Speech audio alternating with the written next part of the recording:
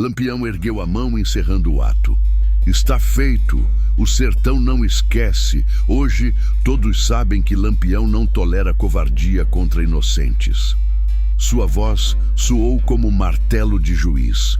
O povo, mesmo sem aplaudir ou gritar, sabia que havia assistido a um julgamento que jamais seria repetido em tribunal algum. A vida no sertão sempre foi marcada pela dor, mas poucas histórias trazem tanto peso quanto esta. Um homem poderoso que usava o medo para calar famílias e violentar inocentes, acreditando estar acima da lei. Porém, quando a covardia encontra a coragem de homens dispostos a desafiar até coronéis, o sertão testemunha um ato de justiça que mudaria para sempre a memória de um povo. O sertão da Bahia, no começo do século XX, não era apenas terra de seca e fome.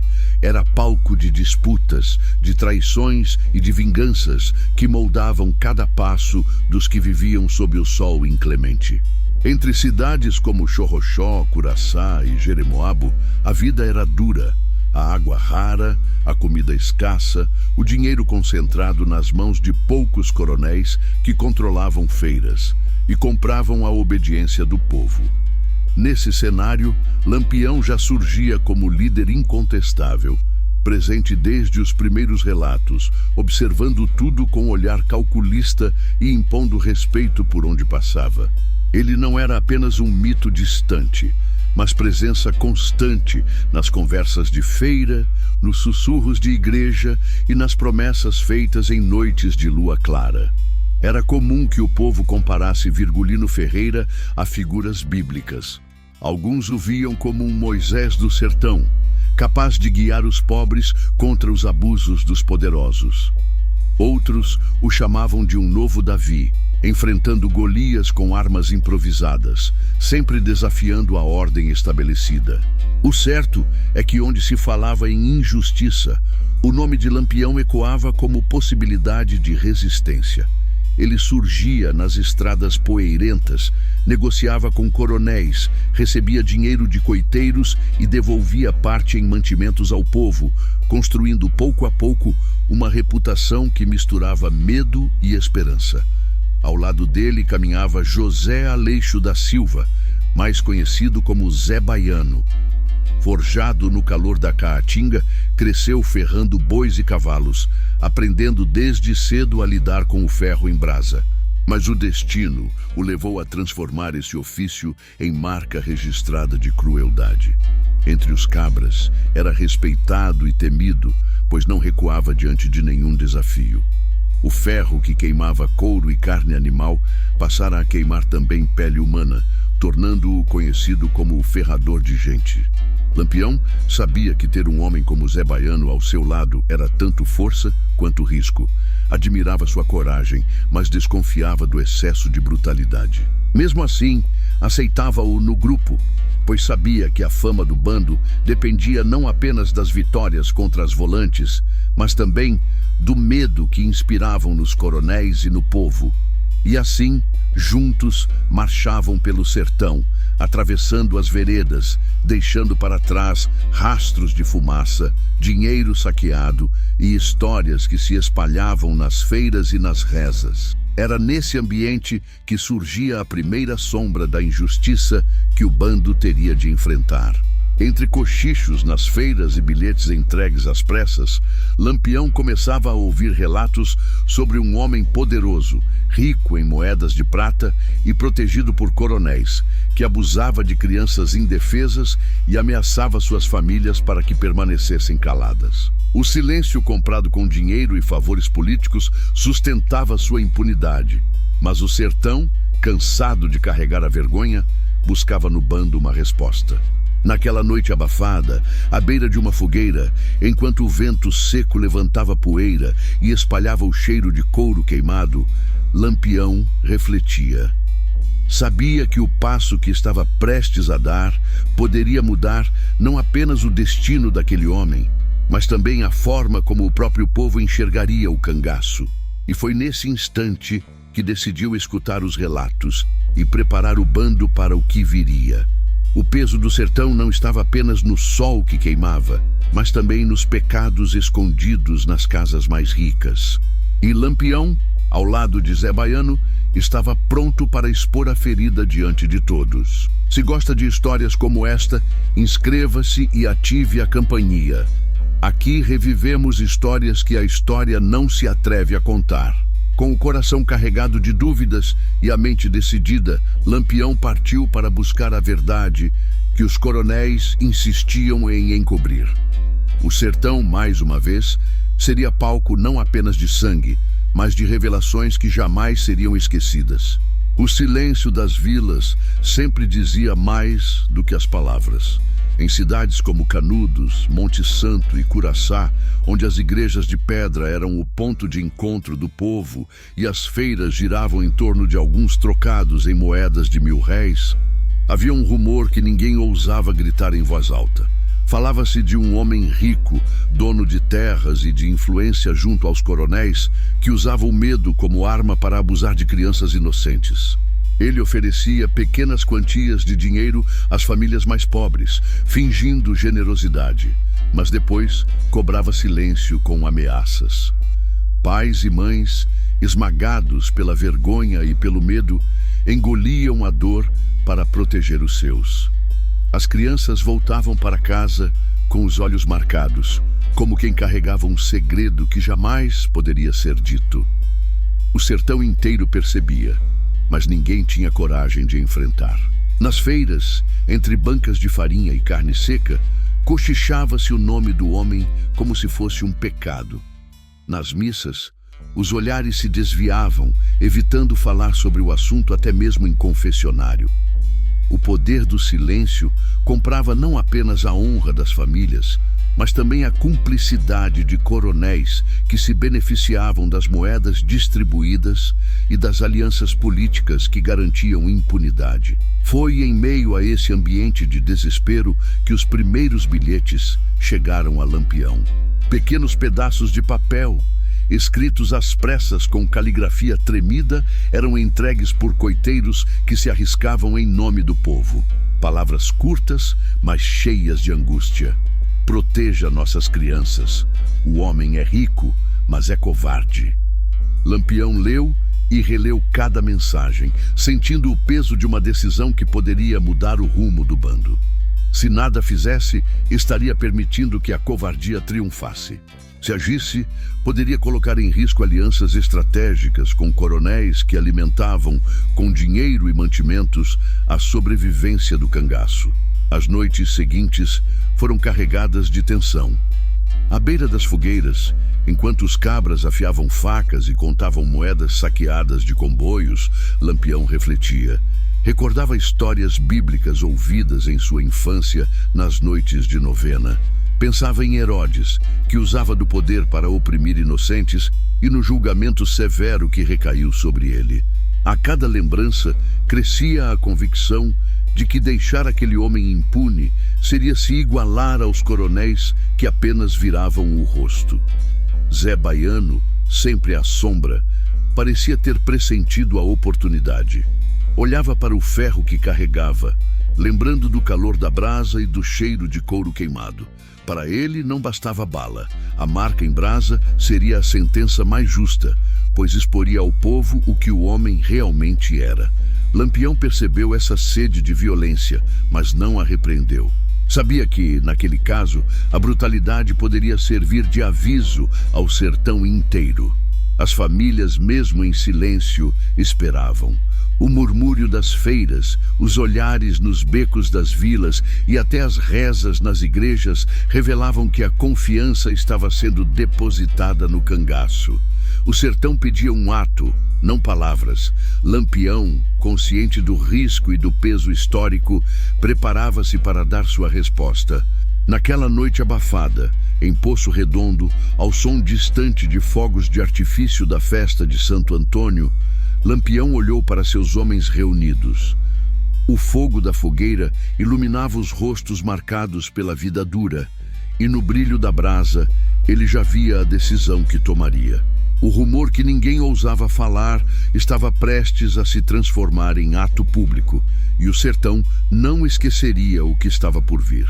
Naquela noite de junho, quando as fogueiras de São João iluminavam as vilas do sertão, Lampião reuniu seus homens em Poço Redondo. O povo dançava quadrilha, estourava fogos e se aquecia no calor das brasas, mas a roda de cangaceiros em torno do chefe tinha outro propósito. Ali não se falava de milho assado nem de dinheiro gasto nas barracas, falava-se de vingança e justiça. O rumor sobre o homem que abusava de crianças inocentes já não era segredo apenas das feiras. Havia chegado com força ao ouvido de Virgulino. O ambiente era pesado.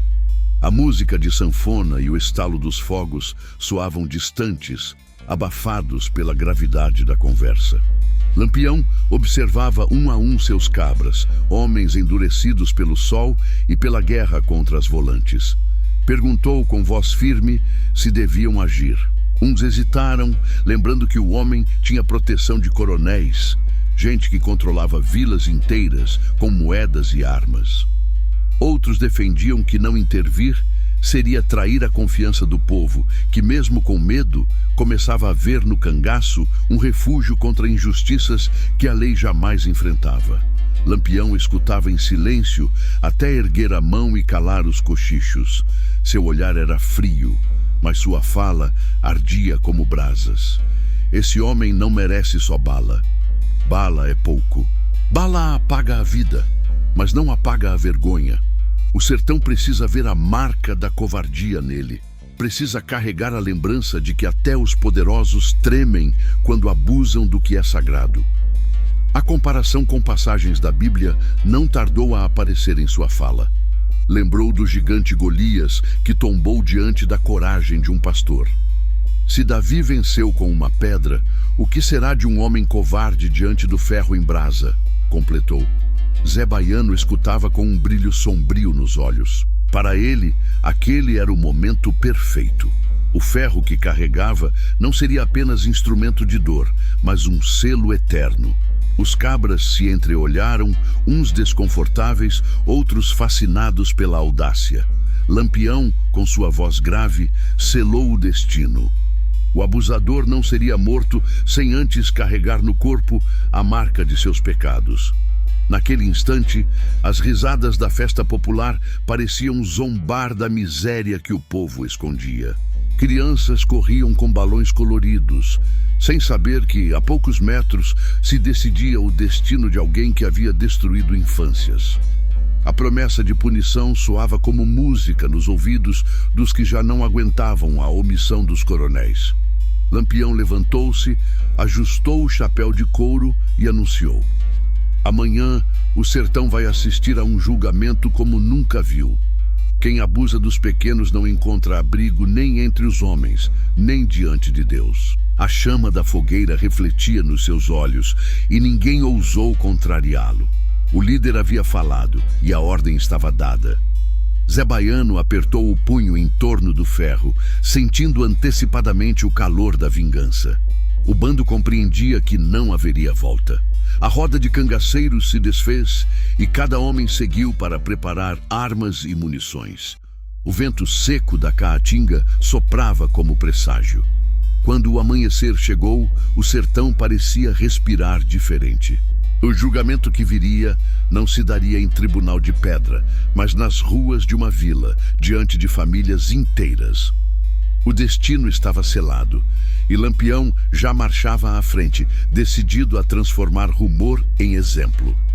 O acampamento em Jeremoabo estava silencioso, mas não havia paz naquele silêncio. O bando se espalhava em volta das fogueiras improvisadas, cada homem ocupado com uma tarefa. Alguns contavam o dinheiro obtido em saques recentes, separando moedas de prata, cédulas de 1000 réis e joias tomadas de coronéis. Outros ajeitavam armas, verificando munições, preparando-se para o que sabiam que seria um dia de confronto moral e físico.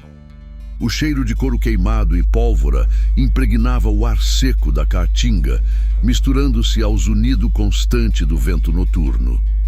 Zé Baiano se destacava entre todos.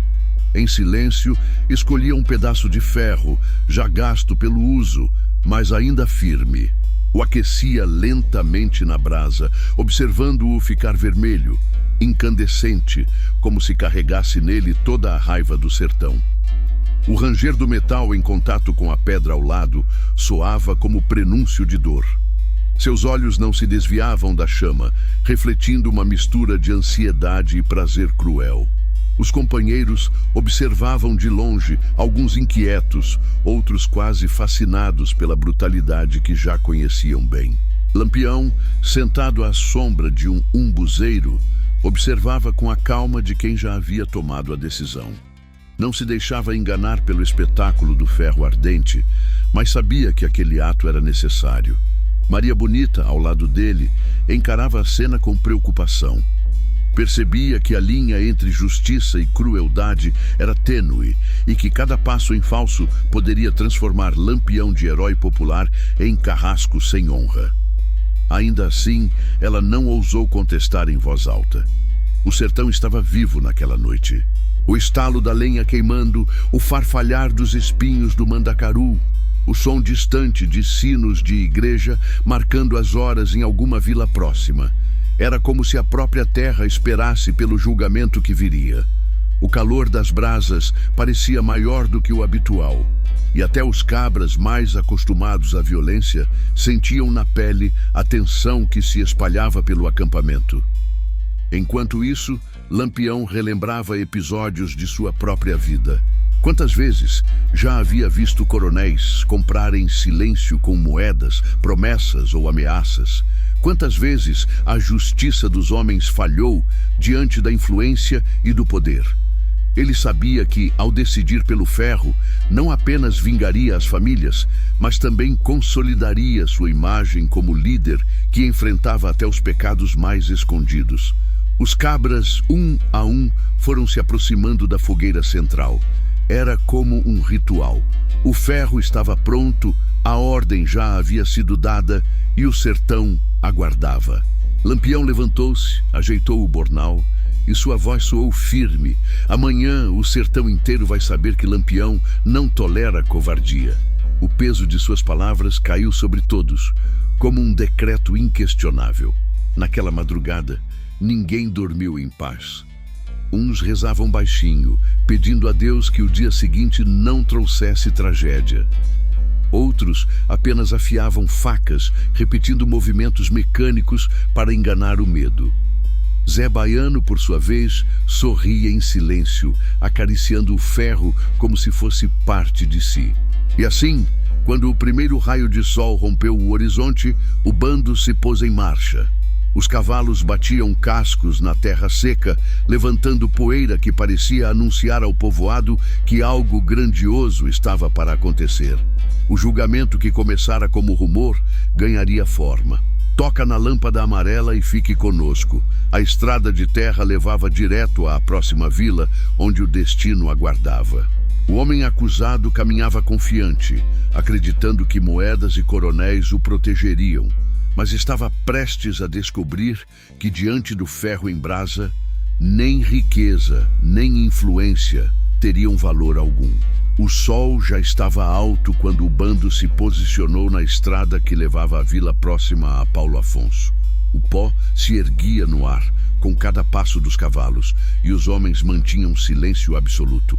Apenas o som seco das rédeas e o estalar dos arreios quebravam a quietude da caatinga. O alvo vinha ao longe, montado em seu cavalo, cercado por 2 capangas armados, com a arrogância de quem acreditava ser intocável. Trazia nas alforjas sacos de dinheiro, moedas de prata e notas de 1000 réis, fruto de negócios e favores que compravam sua influência junto a coronéis e autoridades locais. Quando percebeu a emboscada, o homem tentou recuar, mas já era tarde. Lampião, firme, avançou para o centro da estrada, chapéu de couro projetando sombra sobre os olhos. Hoje a estrada não é tua, é do povo que sofre calado, disse em voz grave. Os cabras cercaram o grupo, apontando rifles. O silêncio que se seguiu foi apenas quebrado pelo som do vento seco. O acusado tentou resistir com palavras, negou os boatos, disse que tudo não passava de calúnia inventada por inimigos invejosos. E como último recurso, abriu a alforja diante de Lampião. O tilintar das moedas de prata ecoou como um insulto. Ali estava a arma que ele usava contra famílias pobres. Dinheiro para comprar silêncio. Leve, Virgulino. Compre munição, compre comida. Não precisa se meter em coisas que não entende. Disse com voz trêmula, tentando esconder o medo. Lampião não se moveu. Fitava o homem como quem pesa a alma. Então respondeu, firme, com um tom que cortava como lâmina. O ouro pode comprar a fala de coronel, mas não apaga pecado diante do sertão. Aqui, dinheiro nenhum cala a vergonha. Os moradores da vila, que já haviam percebido o movimento, observavam escondidos atrás de portas e janelas. Mulheres apertavam filhos contra o peito. Homens trocavam olhares silenciosos. Ninguém ousava se aproximar, mas todos entendiam o que acontecia. O poder daquele homem havia chegado ao fim. Zé Baiano, que observava com o ferro escondido na sacola, aproximou-se lentamente. Seu olhar de fúria contrastava com a calma de Lampião. Estava pronto para agir, mas aguardava o gesto do chefe. O acusado, vendo-se sem saída, ajoelhou-se na terra seca, as mãos trêmulas estendidas, implorando. O suor escorria pelo rosto, misturando-se ao pó. O bando inteiro se mantinha em silêncio, como testemunhas de um julgamento que dispensava tribunal. O vento soprava forte, levantando poeira em volta dos homens, como se a própria terra quisesse apagar a cena. Lampião fez um sinal com a mão. Levem-no. O povo vai assistir ao que nunca teve coragem de falar. A vergonha precisa ser exposta diante de todos. A tensão aumentava a cada passo em direção à vila. O acusado, agora prisioneiro, era arrastado entre os cabras. A estrada estreita parecia mais longa do que nunca. O povoado adiante esperava em silêncio, sem saber que seria palco de um julgamento que ficaria marcado na memória coletiva. E quando cruzaram a primeira rua de barro batido, o murmúrio se espalhou. Crianças espiavam das frestas, velhos cochichavam nas esquinas e mães faziam o sinal da cruz. O homem que até então se achava invencível estava cercado, exposto, sem poder usar nem a riqueza, nem os capangas, nem os coronéis que o protegiam. O sertão, pela primeira vez, parecia respirar aliviado, como se pressentisse que a hora da verdade havia chegado. O homem foi levado ao coração da vila de Sergipe como um fardo de vergonha. O som dos cascos dos cavalos contra a rua de barro ecoava pelas paredes simples de taipa, chamando moradores de todas as casas. Famílias inteiras se reuniram, algumas espiando pelas frestas das janelas, outras se amontoando ao redor da pequena praça central. O ar trazia o cheiro de restos da festa de São Pedro, milho assado, fogos de artifício queimados, fumaça de lenha que ainda pairava no vento seco. O clima de celebração popular se transformava em silêncio pesado. Lampião posicionou-se diante do povo, seu chapéu de couro reluzindo sob o sol. À sua direita, Maria Bonita observava em silêncio. À sua esquerda, Zé Baiano mantinha o ferro bem guardado, mas com o olhar fixo no prisioneiro. O acusado, até então altivo, tremia visivelmente. O suor escorria por sua fronte e a poeira grudava à sua pele como se fosse condenação. Lampião ergueu a voz com firmeza, e o silêncio da praça permitiu que cada palavra fosse gravada no coração dos presentes. Vocês sabem quem é esse homem. Vocês conhecem as histórias que correm pelas feiras e que queimam as casas como fogo escondido. Ele se aproveitou dos fracos, dos pequenos, dos inocentes. Usou o dinheiro para calar a vergonha e as ameaças para calar as bocas. Os murmúrios começaram a se espalhar. Mulheres choravam baixinho. Homens seguravam a raiva engasgada. Um pai de família, com o rosto marcado pelo sol, apertava os punhos, mas não ousava falar. O povo sabia, e a verdade estava ali diante deles. Lampião prosseguiu, agora usando exemplos que o sertão conhecia bem. Na Bíblia, está escrito que os ímpios encontrarão o castigo, que não se esconde da justiça de Deus nem da memória do povo. Quem fere os pequenos, fere o próprio Cristo. E quem pensa que dinheiro compra perdão diante da caatinga, engana-se. Hoje, esse homem vai receber a marca que o sertão exige. Zé Baiano respirou fundo, sentindo o momento se aproximar. O ferro, guardado em brasa desde a noite anterior, estava prestes a ser usado. Alguns cabras desviavam o olhar, já sabendo o que viria. Outros observavam com olhos de pedra, conscientes de que estavam diante de um ato que se tornaria lenda. O acusado caiu de joelhos, suplicando. Suas palavras, no entanto, não encontravam eco. O povo permanecia em silêncio. Cada lágrima de mãe, cada olhar de criança, cada suspiro contido confirmava sua culpa. A praça transformara-se em tribunal, e Lampião era ao mesmo tempo juiz e testemunha. Com um gesto de mão, Lampião ordenou que o homem fosse colocado diante da multidão. O ferro falará pelo sertão, declarou. O coração da vila pulsava acelerado, e todos sabiam que estavam prestes a assistir algo que seria contado por gerações. Naquele instante, o vento cessou, como se até a natureza esperasse pelo grito que estava prestes a rasgar o silêncio. O julgamento estava decidido. O ferro ardia, e a vergonha seria exposta não em papéis de tribunal, mas na carne de quem acreditava que nunca seria alcançado. O calor da manhã parecia mais intenso quando Zé Baiano caminhou até a fogueira central. O ferro, retirado lentamente da brasa, reluzia em vermelho vivo, iluminando seu rosto como se fosse reflexo do próprio inferno. O silêncio tomou conta da praça. Ninguém ousava respirar alto. Apenas o estalo da lenha queimando lembrava que o tempo não havia parado.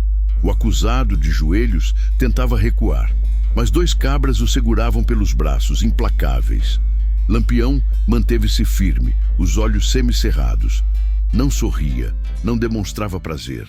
Apenas carregava a frieza de quem sabe que aquele ato ficaria marcado na memória coletiva do sertão. O povo assistia em tensão, mães escondiam os olhos dos filhos, crianças espiavam pelas frestas dos braços das mães, homens mantinham as mãos cerradas em punhos de raiva contida. Todos sabiam o que viria, mas ninguém ousava impedir. Zé Baiano ergueu o ferro diante do sol. O brilho faiscou, arrancando murmúrios abafados da multidão. Aproximou-se do homem que gritava desesperado, negando, implorando, oferecendo de novo dinheiro em troca da vida e da honra. Moedas caíram da alforja, tilintando na terra seca, mas já não valiam nada. O ferro encostou na pele. O grito que explodiu não foi apenas dor, foi confissão. Ecoou pelas paredes de barro, atravessou as ruas estreitas e pareceu se espalhar pelos sertões. O cheiro de carne queimada invadiu o ar, misturado à fumaça da fogueira. Alguns no bando desviaram o rosto, incapazes de encarar. Outros, petrificados, assistiam como se não conseguissem mover um músculo. O povo chorava em silêncio, dividido entre o horror e o alívio. Lampião não desviou os olhos. Permaneceu imóvel, como juiz que assiste à execução de uma sentença que não depende mais dele. Para o sertão, o grito era a prova de que até os mais poderosos não escapavam do peso da justiça. Zé Baiano, por sua vez, parecia beber daquela dor. Seus lábios esboçaram um sorriso duro, e isso incomodou até alguns companheiros de bando. Quando retirou o ferro, a pele marcada fumegava. A praça inteira permaneceu em silêncio, até que uma mulher no meio da multidão murmurou baixinho: "Deus seja louvado."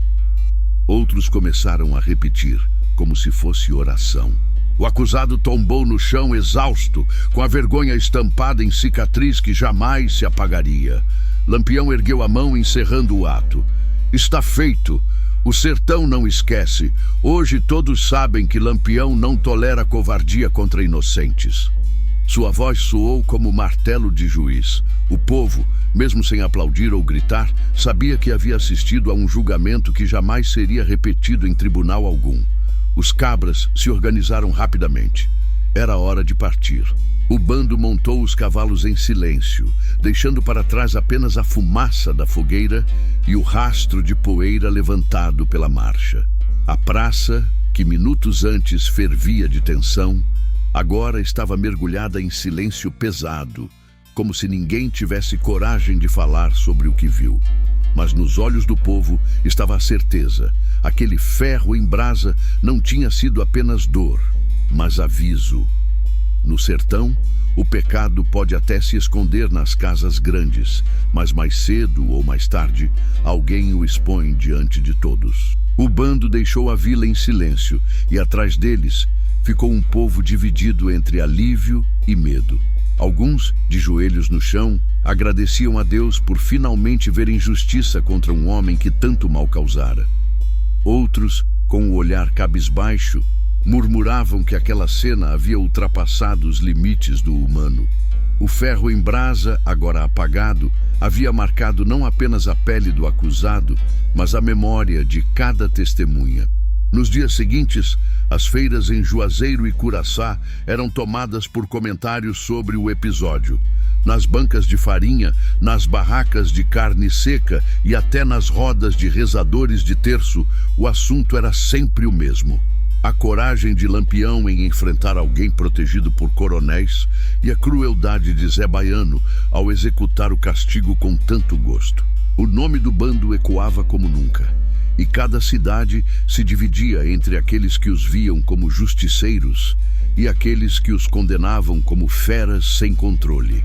A notícia atravessou o sertão como rastilho de pólvora. Em Monte Santo, durante a festa de Nossa Senhora, um padre condenou em sermão o ato como selvageria, afirmando que apenas Deus poderia julgar os pecados dos homens. No entanto, muitos fiéis murmuravam entre si: até a Bíblia fala em olho por olho, dente por dente. A tensão entre fé e sede de justiça se espalhava por cada esquina. Enquanto isso, Lampião refletia em silêncio. Sabia que havia conquistado mais respeito entre os pobres, mas também atraíra mais ódio dos coronéis. Para ele, o ato havia sido necessário. O sertão precisava de símbolos fortes, e nada era mais forte do que a vergonha estampada no corpo de um homem que se acreditava intocável. Contudo, dentro de si, pesava a dúvida. Até que ponto a brutalidade sustentaria sua imagem de herói? Zé Baiano, por outro lado, parecia satisfeito. Carregava consigo o ferro como um troféu, exibindo a lembrança como se fosse medalha de guerra. Os cabras percebiam a diferença entre ele e Lampião. Enquanto o chefe buscava equilíbrio estratégico, o ferrador de gente mergulhava cada vez mais fundo na violência, como se encontrasse prazer na dor alheia. Esse contraste começava a incomodar. Cochichos surgiam ao redor das fogueiras, e alguns homens questionavam se ainda havia limite na estrada que percorriam. Na memória do povo, a cena do julgamento ganhou contornos de lenda. Alguns diziam que o grito do homem marcado ecoava ainda pelas noites, como alma penada vagando pelas estradas. Outros acreditavam que Deus havia permitido a humilhação como castigo pelos pecados escondidos. O certo é que em cada vila o nome de Lampião era repetido com uma mistura de medo e reverência. A divisão era clara. Nas casas dos coronéis, o ato foi visto como afronta perigosa, sinal de que nenhum poder estava livre do alcance do cangaço.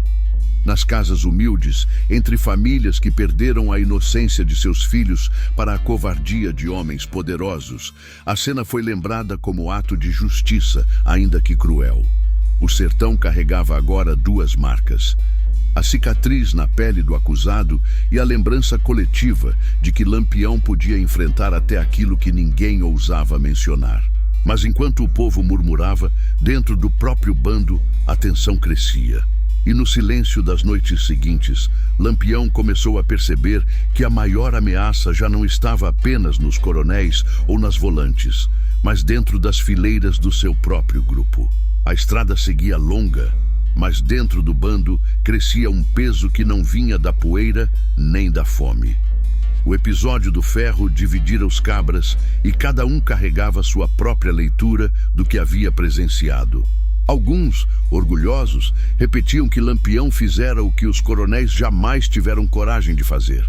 Outros, inquietos, cochichavam que a crueldade de Zé Baiano já não servia apenas à disciplina do grupo, mas ao prazer doentio de um homem que parecia viver da dor alheia. Lampião percebia tudo. Sua visão de líder não se limitava às batalhas contra as volantes.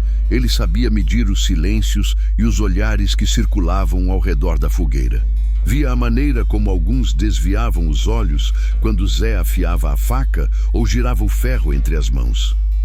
Entendia que o respeito ao ferrador já não vinha de admiração, mas de medo. E um bando governado pelo medo estava sempre à beira de se partir. A presença de Lídia, companheira de Zé Baiano, aumentava ainda mais a tensão. Diferente de muitas mulheres do cangaço, ela não se dobrava facilmente. Caminhava com altivez, respondia sem temor, e às vezes chegava a rir diante de situações em que até cabras armados se calavam. Essa ousadia, que encantava alguns, era veneno para o ciúme de Zé. O ferrador via em cada gesto dela uma ameaça, e sua desconfiança crescia como brasas mal apagadas. Os cochichos no bando tomavam corpo. Dizia-se que Lídia olhava demais para outro cangaceiro, e embora nada tivesse sido confirmado, a suspeita bastava para que a chama do ciúme queimasse dentro de Zé. Lampião, atento, não intervinha. Sabia que no sertão cada homem precisava provar seus limites e que interferir cedo demais poderia gerar ainda mais discórdia. Mas em sua mente já calculava o risco de manter no grupo um homem que confundia justiça com sadismo. À noite, ao redor da fogueira, a cena se repetia. Os cabras contavam histórias de emboscadas e moedas saqueadas, mas os olhos sempre recaíam sobre Zé Baiano, que afiava lentamente sua faca, lançando faíscas contra a escuridão. Lídia o observava de longe, os olhos firmes, como quem pressente que a tormenta se aproxima. Maria Bonita, mais sensível às tensões, alertava Lampião em voz baixa. Esse ciúme vai acabar trazendo tragédia.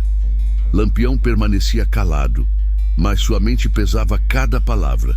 Sabia que Zé Baiano era útil para alimentar o medo, mas também sabia que homens sem freio acabavam sendo ameaça maior que qualquer volante.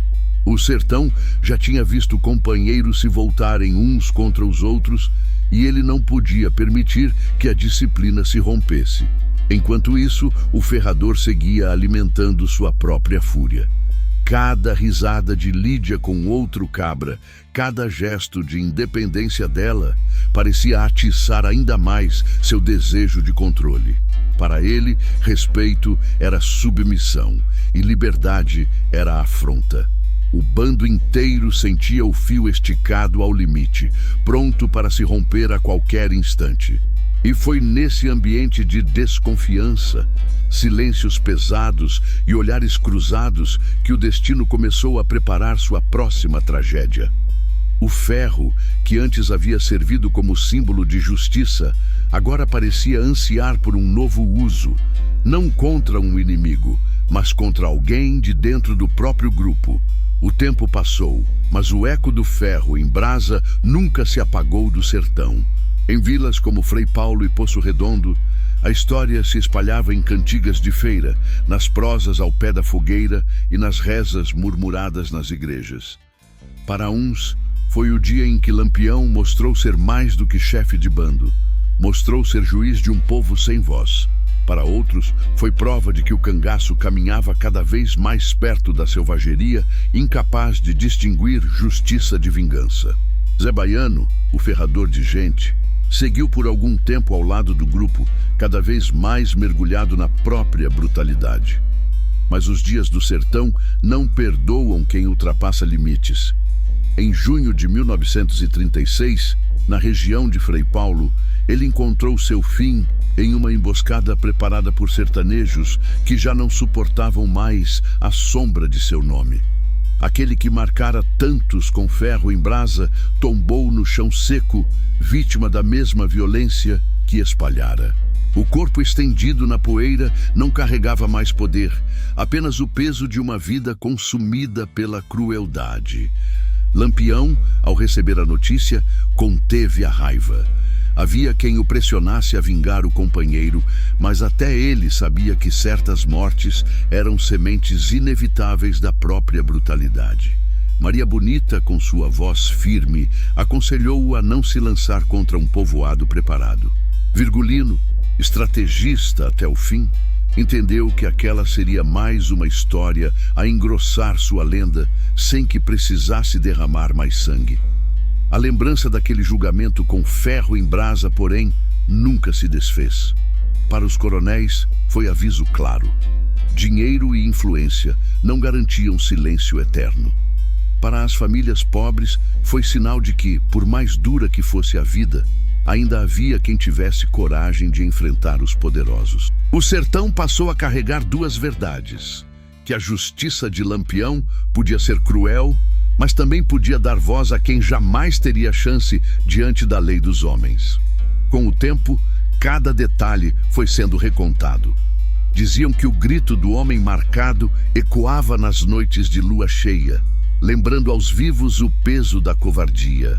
Outros diziam que a cicatriz em sua pele virou símbolo eterno de vergonha.